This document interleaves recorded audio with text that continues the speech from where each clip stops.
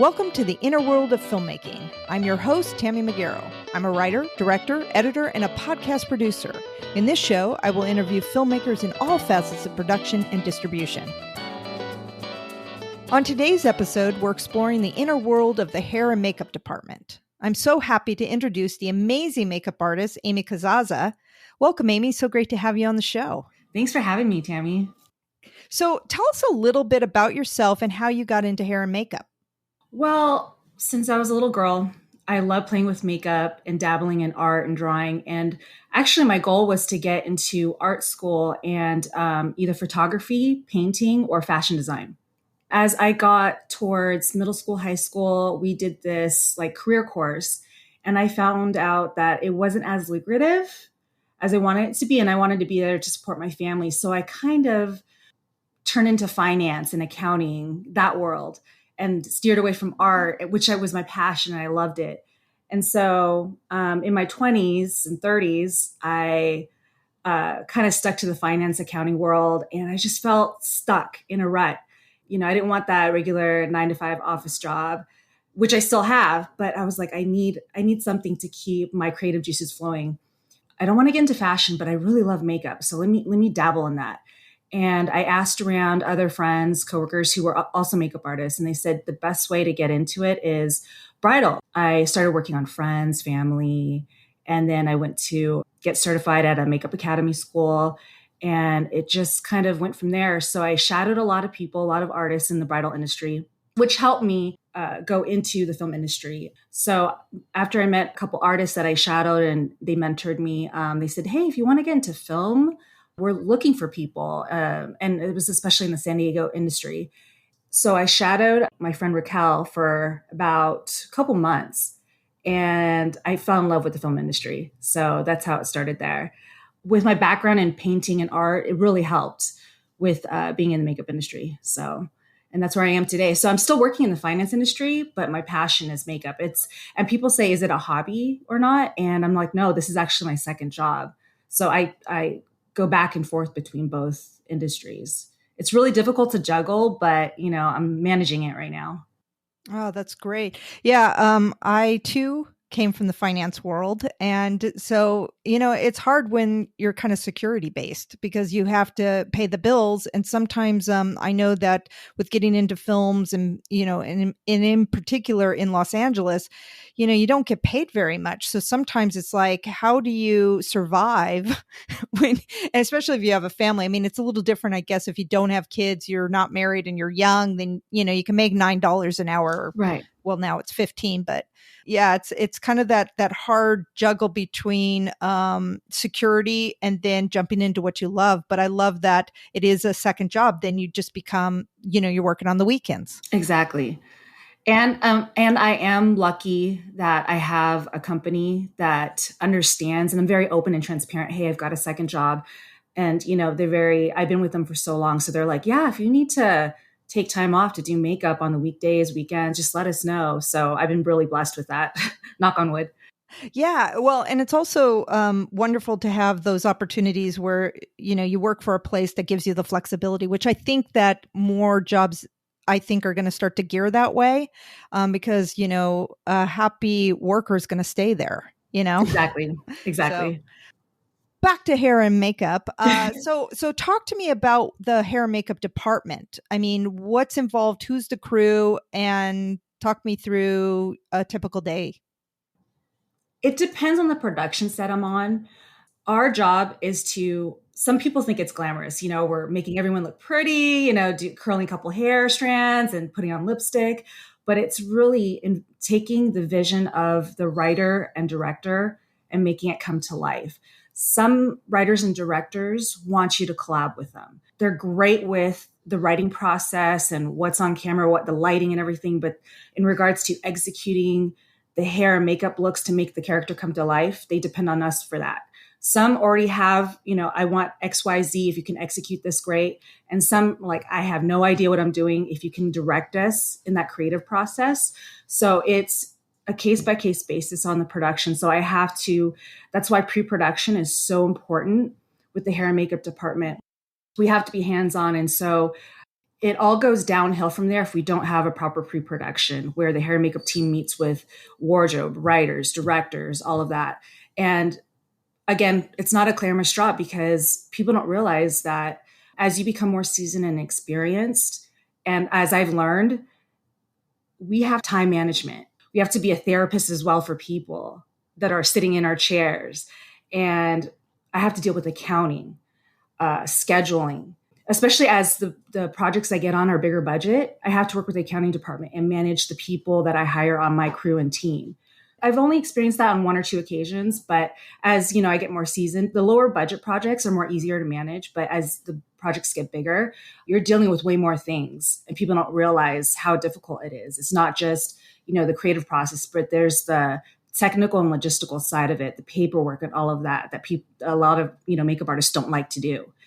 And so, in regards to the pre-production, once I get the script and I break it down and I work with the writer director on what the looks need to be, it's not just them. I have to now talk to the wardrobe department and figure out continuity and scenes, and then get with my team, read through the script, make sure they understand what needs to be executed, and figuring out if additional looks, so if I do a script breakdown on each scene and character, if I notice something, I may have to go back to the director and writer and say, hey, I noticed this, but you didn't, this person's going to be just for example, this person is going to be injured in the scene, but you don't have anything regarding, special effects. Do you need that? XYZ. So things I have to take into account for that people don't realize. So pre-production is so important, which we're lacking a lot of. Everyone's just like, go, go, go. Here's a script. Give us a couple of days. And then we have to shoot. And then it's just, it's a domino effect from there. I totally agree to that. I've done a couple of films and I am very much about pre-production. It's interesting the people that don't do that, because you need to bring everybody together, make sure everybody's on the same page, and also take into account some things that maybe you're not thinking about as a director.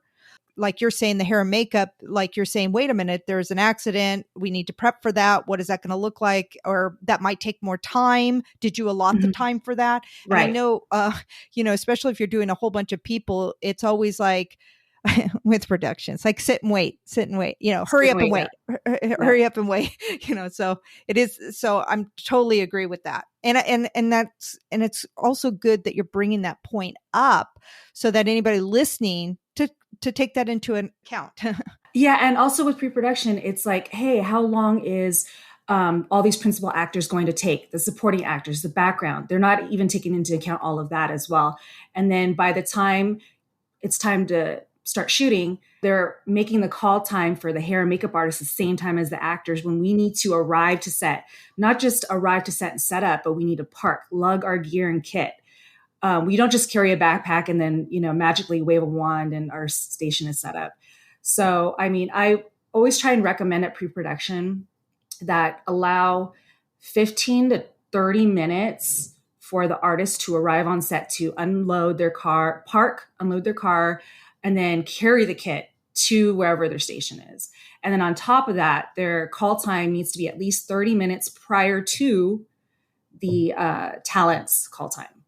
15 to 20 minutes, 15, 20 or 30 minutes, depending. Yeah. And they don't account for that. So literally sometimes I have 5 minutes to set up my station and it's like, go, go, go. And it's like, yeah. Who's on your crew? And then what are their jobs compared to your job? Depending on the budget and how many talents. So I account for that. I'll tell them, I can handle maybe 6 talents. Depending if it's, male or female, how much hair and makeup is required, special effects, anything like that. So let's just say I have a pretty large cast, I would say, so I would be a makeup or hair department head, and then I would have a key artist under me. My job is to design the looks, manage my team, handle accounting, bookkeeping, scheduling, all of that. And then I would have a key artist under me to help also manage the other artists, especially if we're, I have to stay in the trailer and they have to run out to set and make sure continuity looks are good, all of that. And then from key artist, we have a second or third makeup artist. And their job is to just merely get the looks done. And they mainly work on the supporting or background actors. And then we also have day players, where I may not require a day player to be on set the whole duration of the shoot, maybe just 1 or 2 days here and there. And they would maybe just handle background actors or supporting actors. But me and the key artist would be primarily focused on the principal actors. And then we have makeup assistants. Sometimes they call them makeup PAs. But yeah, we have those too. And they'll just help us make sure our stations are sanitary, clean our brushes, make sure our supplies, our kit are fully stocked throughout the day, so we're not scrambling and running around. That's a best case scenario. And sometimes on a worst case scenario, it's a one-man show. I'm like running around, doing everyone, restocking, cleaning my brushes. And so they have to take an account for that. But that's usually on lower budget projects. So, well, and with that, you're doing hair too, right? Hair and makeup, yeah. or just? So I do hairstyling. I'm not a cosmetologist, so I can't technically dye hair. I can't cut hair, but I can style hair, and that's absolutely totally fine. That's allowed. And then how long does it typically take to do like a female with makeup? Is it like a half an hour, an hour? Yeah, it depends on the look that the writer and director is envisioning. So if it's like full glam, and it also depends on budget. If they're willing to have the talent come to set camera ready, that does help. And there's a lot of time constraints, so they have to, they're on a tight schedule to shoot. Then it would take 15 minutes. But if they need full glam, the talent's coming in, bare, naked face, it could take upwards. Yeah, and if you're minutes. having to do 4 or 5 people, you can only do one at a time. Yeah. Right. And that's why it's best to stagger. So that's why it's so important I work especially closely with the AD, because you need to have that relationship with your AD. AD has your back and can move around certain things to adjust to your schedule if you need that extra 5 minutes. That's why it's so important for makeup artists to have that relationship with the first AD. And I've had great ADs where like, okay, you need extra 5 minutes. Let me do this and do XYZ, and I'll get you that extra 5 minutes. I was like, perfect. But sometimes they're like, no, we got to do this scene. So you got to be done in like 5 minutes. They'll come back 2 minutes later. We need them now, So it just really, really depends. But that's why it's so important. If going back to pre-production, if we know the hair and makeup looks up front, I can say, no, I know you don't have it in the budget, but if you want this talent out in 30 minutes, I need a second person to help me with hair, or set up my station so I can do both. Right. Or have the talent come camera ready. I get that. And, I was reading in a blog that the makeup department is the social hub, because all the actors have to start there and also end there. I mean, or they're going through there throughout the day, that there's chattiness in the room. Like you were just saying, sometimes you have to be a therapist. So I'm sure that sometimes actors will come in and they can vent their frustrations as well on set. And in addition to that, I was just reading about that sometimes the directors and the first AD will come in there to talk to the makeup artist and say, hey, what's the energy? Is there frustration? What's going on with them, so that we can handle it on the other end? Do you find that directors or first ADs utilize you in that? Directors come to me only if I have that type of relationship with them. But usually directors are so busy focusing on XYZ on set that they don't even have time, but they'll maybe send the AD back just to make sure. So again, since we work so closely with the AD on a day-to-day basis on the shoots, the ADs will typically be more comfortable with, hey, is everything going okay? And usually a good makeup artist doesn't want to add fuel to a fire. Mm-hmm. They shouldn't. We are, again, beauty therapists. So we're there to kind of diffuse the situation. So let's just say a talent had a bad encounter on set, comes back and vents to the makeup artist. Yeah, we're there. We'll listen. We're good, listeners. We'll let them listen, calm them down, let them relax, decompress for a second. And then usually, most of the time, 9 out of 10 times, they're okay after that.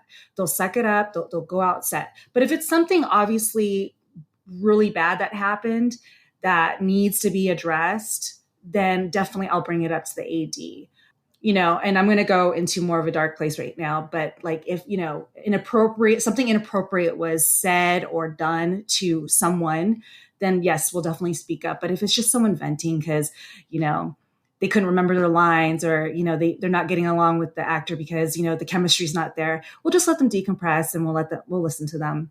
Yeah, again, a seasoned makeup artist knows not to, again, add fuel to the fire, and we want to diffuse any situation. We can usually feel it, but we don't know what's going on the front end on set, unless usually when it's on a smaller set where everyone knows everyone and they're okay with the makeup artist being there, we will know what's going on. But usually on bigger sets, they want the makeup artist to stay behind the scenes. They'll give us a walkie-talkie, and they'll call us when they need us to come in for last looks or whatnot. So then usually we don't know at all what's going on. So we're like caught off guard with any drama or frustrations or chatter. But also, we may not help the situation as well, because I've had makeup artists that I've hired as assistants or that I haven't had a good rapport with, that come in and they notice a talent chattering and they'll chatter back. And that causes issues in my department as well, because we'll be delayed in getting the talent done and off to set. So I have to also wrangle in my team and say, hey, if you're, have a chatty, talent in the chair, be a great listener, be there for them, but don't add to it. Get your job done. And when you're free, yeah, absolutely feel free to, on downtime, talk to them and all of that. But we have a job we have to get done, because this is a job, not just, making everyone look great and then hanging out and socializing. Yeah, and I think you bring some good points there. I was just thinking, like, maybe you're more objective when you're not in the drama. So, and also most of the time, 9 out of 10 people just want to be heard. Exactly. So I think that's great what you're doing. So how can you be supported? Like, what would be some things that you would, and I know you've already kind of shared on that, but just like, what's some points that you could put out there to our listeners, anybody that's like a director or a first AD, to working with you better? One is pre-production, have pre-production include you in, anything else? Yeah, anytime there's script revisions, they tend to leave the makeup artists out of it. It's so important to have all the script revisions. And we, not just having one pre-production, having multiple pre-productions, just to make sure everyone's good, everyone's on the same page. I know this doesn't happen a lot, but having the makeup artist at the table reading is sometimes really great too, because we can get the feel, the energy of the script and having it come to life, and we can envision the hair and makeup that comes with it. I've been on in quite a few table readings, and I've asked them to have me on. They're like, "Oh, you want to be in it?" I'm like, "Yeah, actually, it helps me with my creative process." And I don't bring my whole team with me. I just bring myself as a department head. And sometimes it's not standard to have the makeup artist there, but when it's like the smaller projects, I actually like to be on it, because it's such a collaborative thing to have makeup artists on it. Also, an important thing is to have your shot list and your call sheets accurate. I've had experiences on set, bad experiences. I have directors that are great at what they do, but the shots are in their head and they're not putting it down on paper for everyone. So everyone's scrambling and we're just going off what he's saying. And then we're just like trying to figure out, okay, this is the look we need because this is what's going on. And so it's so important for the director to talk to the AD and get the shot list out, and so that the AD can, communicate all of that to us. And the call sheets. I've had call sheets where they change the shot list, the scenes last minute, and we weren't fully prepared for certain things because wardrobe, maybe wasn't brought to set that day for that specific scene. So I again, that's so important. Pre-production, and then having the shot list up front, and then the call sheets being accurate. I like that. Yeah. Yeah. And I was just wondering, is there a line between the crew and the actors? Like etiquette? Like, should crew talk to actors? It depends. If it's social and it's downtime and it's, we're not working, that's totally fine. I don't know. It's kind of a hard question to answer. It's very situational because it depends if on the project, everyone knows everyone, then it's totally okay. But if it's a bigger project, no one knows everyone, and, money's on the line, and producers and investors are involved, I think it needs to be very professional on set. I think once you start chattering with the actors, uh, people get sidetracked. And I think it's absolutely okay to socialize like downtime when it's lunch, break time, and all of that good stuff. But um, I think it's so important to keep the chatter to a minimum. And it depends on the context of the conversation, right? So, Well, and also the scene. I mean, I had somebody that was getting ready for a pretty intense scene, and somebody was like chatting with them, and I'm like, "You're breaking their concentration." So you're right. I think it's just appropriateness to timing. oh, and I'm glad you mentioned that because going back to the actor, the talent being in our chair, we have to, it's so important to read the room. So as soon as that talent comes in the chair and you know what their scene is, I'll know their scene. I'm like, oh my God, this is going to be a serious scene. I need to just be quiet because some of the talents just need no chatter. They'll put on their headphones, don't talk to them. And it's not like they're trying to be rude, but they need to focus, right? And get into their role and what their lines are.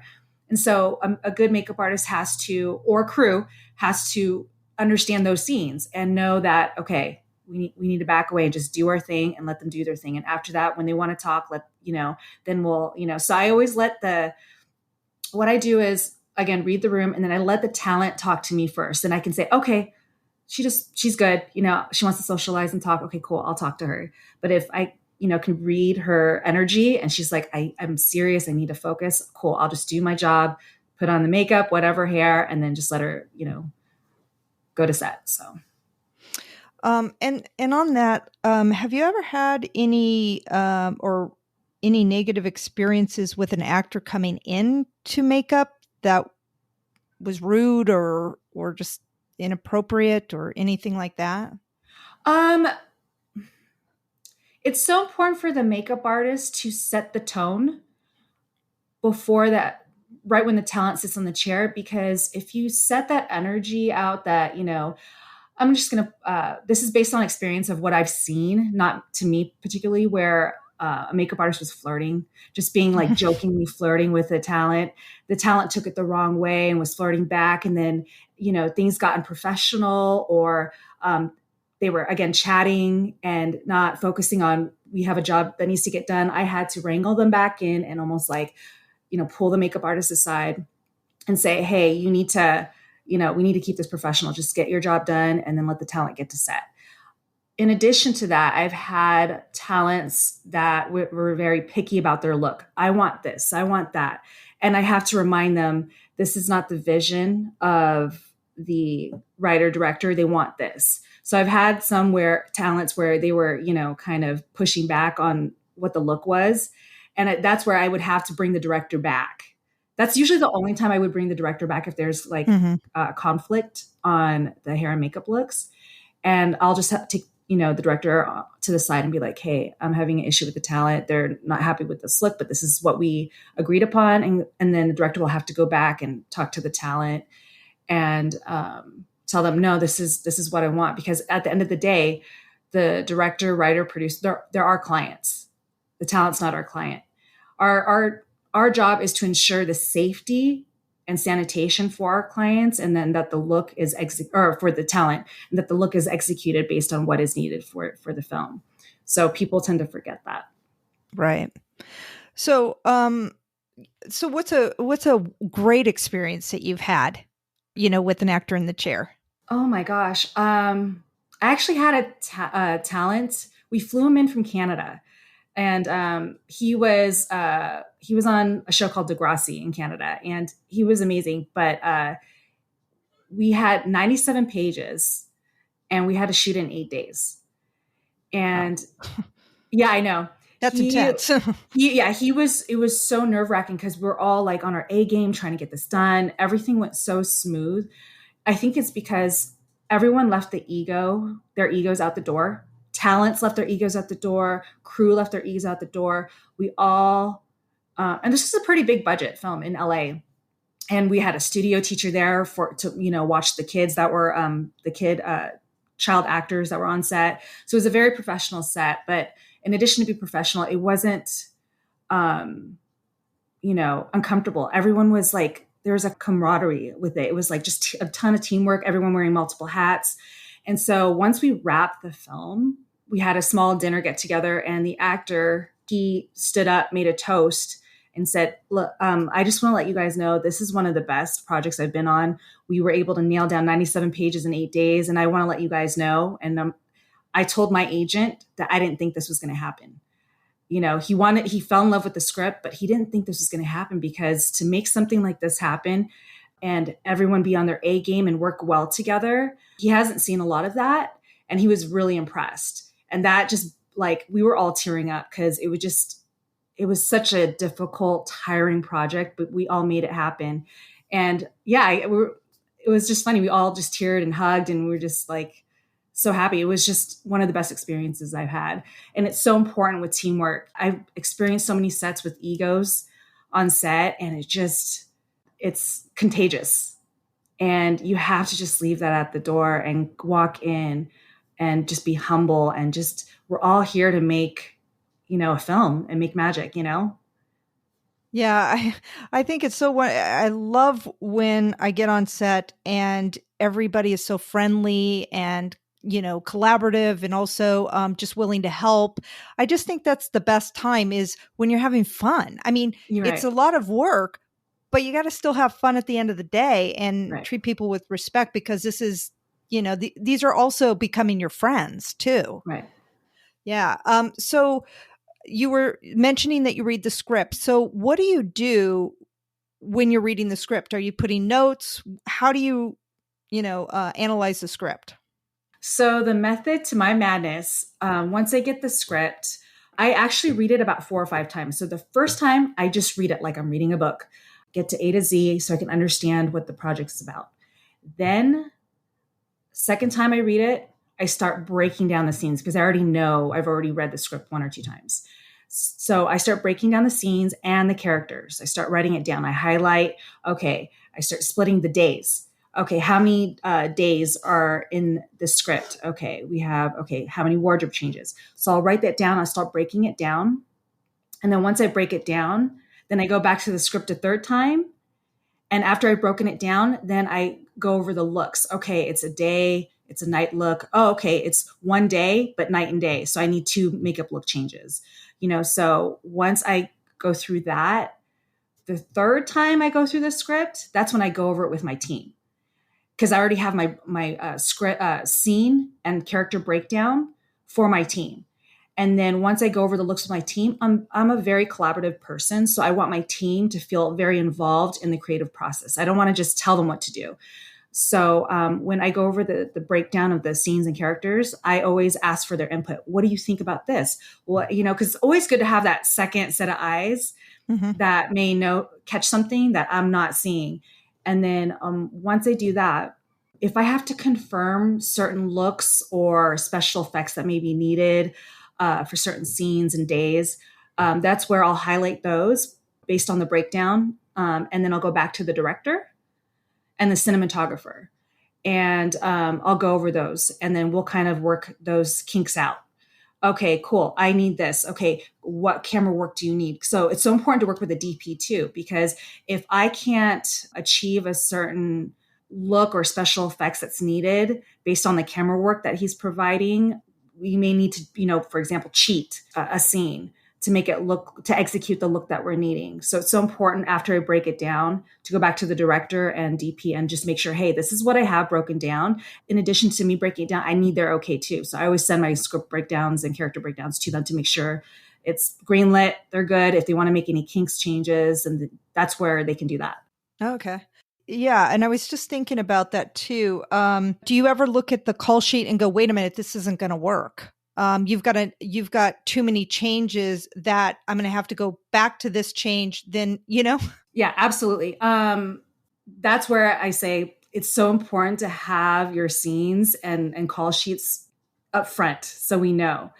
There's times where I'm like, oh, they added something last minute on the call sheet. I'm like, no, that's not going to work. Either I wasn't prepared. They didn't fully prepare me for it, or based on the camera work and what the DP is able to do, I can't execute that, so. Well, Yeah. and also sometimes they're not thinking about that. Yeah, they're I mean, not. I know directors can get a little tunnel vision because I mean you're focusing on certain Yeah. things. You're not thinking about the other things. So Yeah. it's always good to bring that up. And typically, I mean, I know like sometimes I feel like with the call sheet, it's like especially when you're getting it at midnight or the same day that morning. I really think that the call sheet should go out at least a week in advance. What's your experience with getting a call sheet and the day that you're shooting? I'm so used to it, but that's why it's important. The shot list needs to, so I work off the shot list. Once I get the shot list, I can work off of that at least. Hmm. I would say the call sheet I would need at least 48 to 72 hours in advance. That would be best case scenario, Yeah. but I'm so used to having it the night before. So I usually, if I'm fully prepared, I'll just bring everything to set that day just in case scenes get changed around. Who tends to hire you to the project? Is it the director or producer? Who's the person that reaches out? Usually, it's other makeup artists in the industry that I've worked with. They can't do the job, so I usually get the referral, and they'll give my information to a director or producer. Sometimes it's AD, but what's funny is when I'm working on projects, maybe I'll talk to the grip, I'll talk to the lighting guy, the sound guy, or the DP. I'm like, hey, I'm working on another project. We're looking for makeup artists. Do you want to come on board? Cool. I'm going to pass along your information, and the director doesn't know anyone. Perfect. You're hired. So that's usually most of the time how it happens too. Wow. Well, and also taking the opportunity that when you're on set that you're networking, this is all the people that you may be working, Absolutely. there's a lot of jobs that you get when you're on set. So it's always good to be friendly and nice like you Absolutely. are. Thank you. I try. I try. Yeah. Let's talk about special effects work. And I'm sure that you need specific training for that as you have taken classes and got certifications and stuff. And Correct. I bet that doing that will give you a lot more jobs because it seems like there'd be a lot of use for that. Is that correct? Or Yeah, and that's an important thing to talk about and address because nowadays a lot of people hiring artists, they want the one-stop shop. They want that artist to be do the hair, the makeup, the special effects. But a lot of artists, their strength isn't in hair. It's more makeup or special effects or vice versa. So there's a small group of us that can do the whole one-stop shop situation. And there's not a lot. So when I'm trying to search for other artists that can do the same thing I do, I can't find that many. And that's what people are looking for nowadays. Now they're thinking they're going to save money, but they're not. With that comes a cost too. It may not cost as much as having three people in one department managing special effects, hair and makeup, but it's still, it's going to still be a pretty penny. But they're thinking they're saving the money by doing that. And that's what we have to kind of bring to reality to the people that are hiring us. right. So were you nervous the first time you had to do that kind of work? I was a little bit, but the saying fake it till you make it doesn't apply in this department. You're literally going to look so bad and ruin your reputation by following the make fake it till you make it, if you live by that. It's always good to shadow and have someone mentor you as you're getting into this hair and makeup department field and special effects. That's how I came into it. There's no way I would know how to. You have to take the courses, you have to take the workshops, and it's always good to have someone mentor you and shadow someone on set. So who were some of your mentors? Um, Raquel Trevino was a big one. And then there was a couple artists in LA that I shadowed that I assisted for a long time ago. But I literally worked on my husband. I worked on my daughter. I practiced at home. So it's all about practice too, because you can't just learn by watching someone. You have to do it on yourself, and you have to buy books, learning realistic cuts, bruises, scars. You just don't know by just, off the top of your head. It's all by practice and doing it on yourself and doing it on people as well. But workshops is the biggest thing I would recommend people do, and shadow someone and have someone mentor you. So what was the first project that you had to do a special effects? What was the artistry work that you needed to do? Ooh, it was actually a Japanese martial arts movie. So it was a lot of samurai sword fighting cuts, neck, stomach. And we were in the middle of a forest and I had zero lighting. So I couldn't even tell if the foundation, the silicone even matched the actor's skin because I had no proper lighting. We were literally in the middle of the forest. I did a cut going for a gash from like his entire abdomen. And without the proper tools and everything, it literally like fell apart. The coloring didn't match or anything.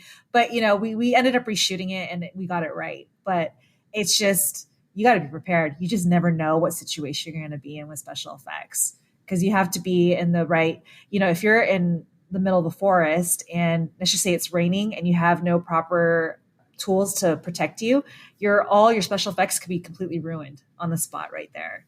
But yeah, that's one of the experiences I had the first time. So lesson learned: be prepared. Always be prepared.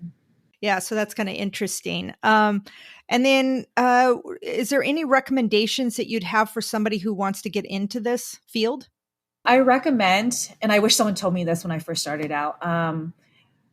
A lot of the younger generations don't use Facebook as much, but Facebook is a great tool. The Facebook groups, people are still connecting through Facebook groups.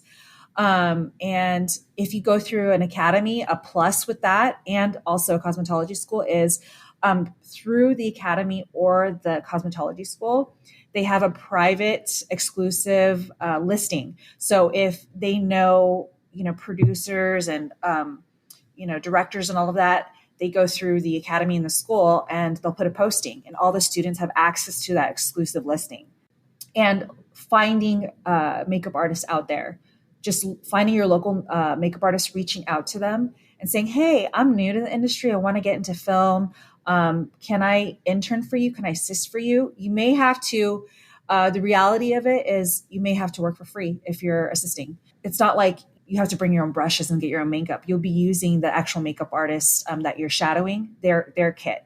And then what you're getting out of it, the trade for it is you're getting experience because me as a makeup artist, I don't want to just refer work that I can't do to another artist that I don't know. I'd rather give it to someone that I've, trained because I've assisted many artists that I'm like, okay, I can't do this. I'm going to give work to you. And that's how I got work. I shadowed and had someone mentor me and then they ended up giving me work because I can't do everything, right?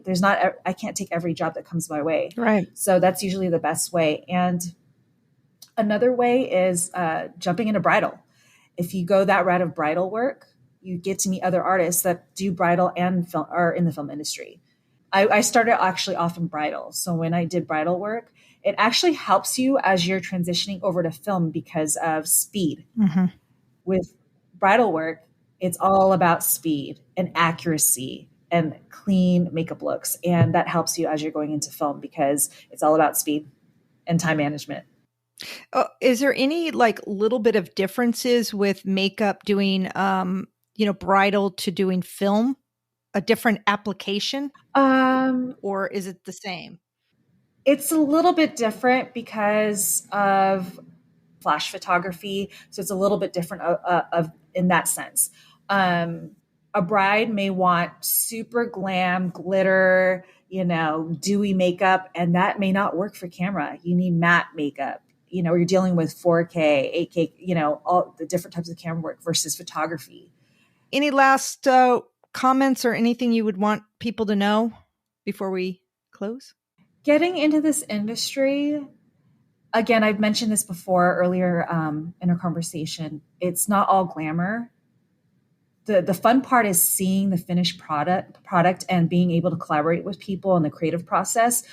But with that comes, responsibility. You have to, it's a lot of paperwork with that. It's a lot of, reading the script and breaking things down. So it's not just makeup application.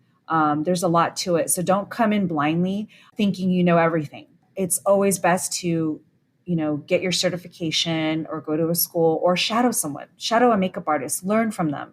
Starting off assisting is always the best way. And tell people you don't know something. That way you don't come to set unprepared and it doesn't ruin the relationship between you, the director, and the writer producer. And you get to work with them in the future on more projects.